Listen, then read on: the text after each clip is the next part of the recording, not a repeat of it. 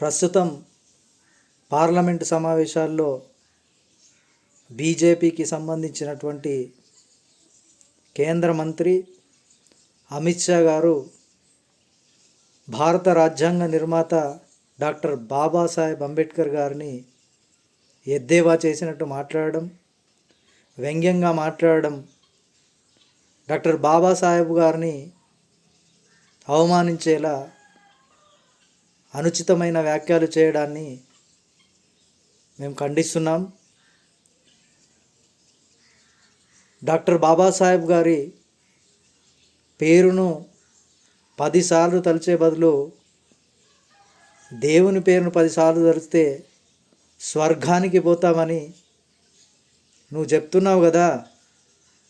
ఆ దేవుడు నిన్ను ఆ పార్లమెంట్లో ఉంచలేదు. ఈ భారతదేశంలో ఉన్నటువంటి రాజ్యాంగం చేత ఎన్నిక కాబడినటువంటి, ఈ ప్రజల చేత ఎన్నుకోబడినటువంటి ఒక మెంబర్ ఆఫ్ పార్లమెంట్ ఎంపీగా నిన్ను పార్లమెంటుకు పంపిస్తే ప్రజా సమస్యలపైన మాట్లాడకుండా ఆ భారత రాజ్యాంగాన్ని నిర్మించినటువంటి ఒక నిర్మాతను నువ్వు అవమానపరుస్తూ మాట్లాడినటువంటి నీ యొక్క అనుచితమైన వాక్యాలు, నీ యొక్క మాటలు డాక్టర్ బాబాసాహెబ్ అంబేద్కర్ గారు వెనుకబడిన తరగతుల కోసం స్వేచ్ఛ, సమానత్వాన్ని, సౌభ్రాతృత్వాన్ని, హక్కులను ఇచ్చినటువంటి ప్రజలు ఏ విధంగా బాధపడతారనే విషయాన్ని మర్చిపోయి నువ్వు భారత రాజ్యాంగం చేతనే నువ్వు ఆ పార్లమెంటరీ వ్యవస్థలో ఉండి ఆ సమావేశాల్లో పాల్గొనడానికి అవకాశం వచ్చి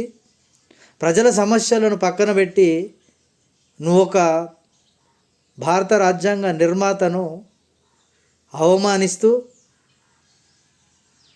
నువ్వు అనుచితమైన వ్యాఖ్యలను చేయడం మేము ఖండిస్తున్నాం. నీకు నిజంగా భారత రాజ్యాంగం పట్ల, భారత రాజ్యాంగాన్ని రాసించినటువంటి నిర్మాత డాక్టర్ బాబాసాహెబ్ అంబేద్కర్ వారి పట్ల, అట్లాగే ఈ ప్రజలు నిన్ను ఎన్నుకోబడి పార్లమెంటుకు పంపించినటువంటి ప్రజల పట్ల నీకు గౌరవం ఉంటే నువ్వు అందరికీ క్షమాపణ చెప్పి, అవసరమైతే నువ్వు ఏదైతే స్వర్గం కావాలని కోరుకుంటున్నావో, నువ్వు ఏదైతే దేవుడు కావాలని కోరుకుంటున్నావో తక్షణమే నీ మంత్రి పదవికి, నీ ఎంపీ పదవికి రాజీనామా చేసి, నీ పార్టీకి రాజీనామా చేసి నువ్వు గుళ్ళోకి వెళ్ళి 10 సార్లు కాదు, నువ్వు 1000 సార్లు, లక్షల సార్లు నీ దేవుణ్ణి మొక్కుతూ నువ్వు స్వర్గాన్ని పొందు. కానీ ప్రజలు నీ మీద పెట్టుకున్నటువంటి నమ్మకాన్ని వమ్ము చేస్తూ, ప్రజలు నీ పైన ఉంచినటువంటి గౌరవాన్ని అగౌరవపరుస్తూ, ప్రజలు నీకు ఇచ్చినటువంటి విలువైన సమయాన్ని వృధా చేస్తూ, పార్లమెంటులో ఉన్నటువంటి మిగతా సభ్యుల సమయాన్ని, అలాగే అక్కడ ఉంటున్నటువంటి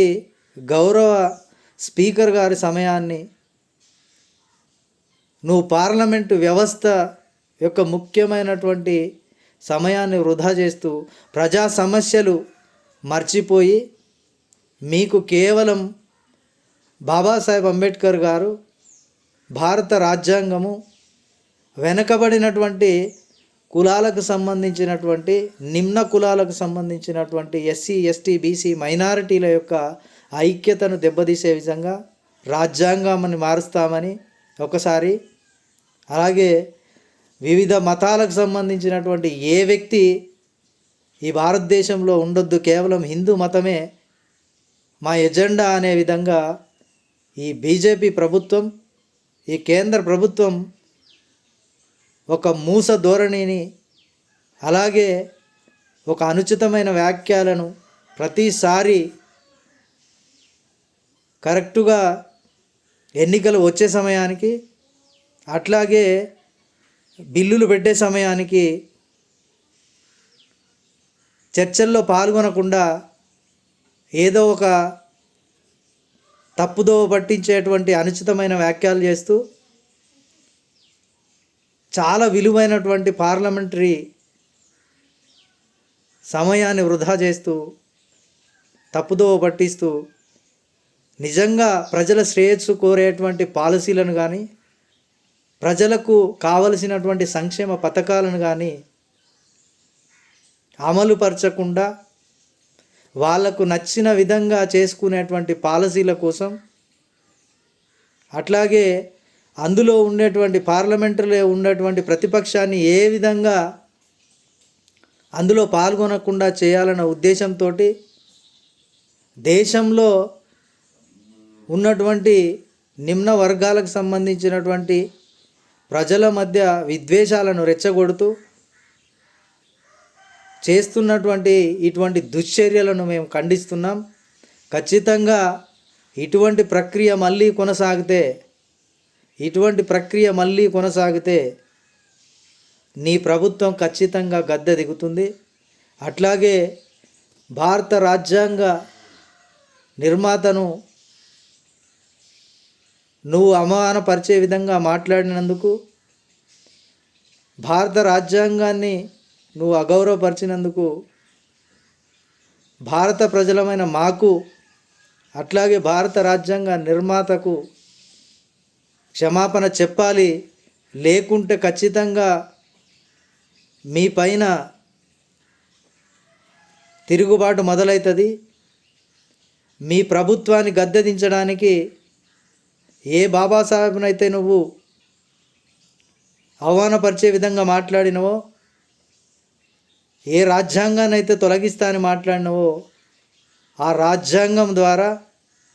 ఆ రాజ్యాంగం ప్రసాదించినటువంటి ఓటు హక్కు ద్వారా నేను ఖచ్చితంగా గద్దె దించడమే కాదు, మీ బీజేపీ ప్రభుత్వానికి, మీ మతతత్వ పార్టీలకందరికీ బుద్ధి చెప్పే విధంగా మేము ఖచ్చితంగా ముందుకు సాగుతామని హెచ్చరిస్తూ మళ్ళీ చెప్తున్నాం. అమిత్ షా గారు, ఒకవేళ మీకు గనక భారత రాజ్యాంగం పట్ల గౌరవం లేకపోయినా,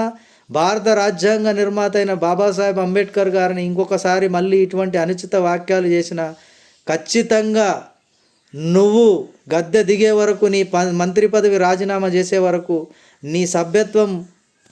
నీ ఎంపీ పదవి ఊడిపోయే వరకు మేము ఖచ్చితంగా పోరాడతాం. ఇది మా హెచ్చరిక. ఇంకొకసారి మళ్ళీ ఇటువంటి మాటలకు ఒడిగట్టొద్దని, నువ్వు ఒకవేళ నీకు నచ్చకపోతే, నీకు చేత కాకపోతే నీ మంత్రి పదవి నుంచి దిగిపోయి నీ పార్టీ సభ్యత్వాన్ని నువ్వే రాజీనామా చేసేసి నువ్వు పోయి నీవు దేవుడు ఏదైతే అనుకుంటున్నావో ఆ గుళ్ళో భజన చేసుకొని నువ్వు స్వర్గానికి వెళ్ళిపోవాల్సిందిగా మేము కోరుకుంటున్నాం.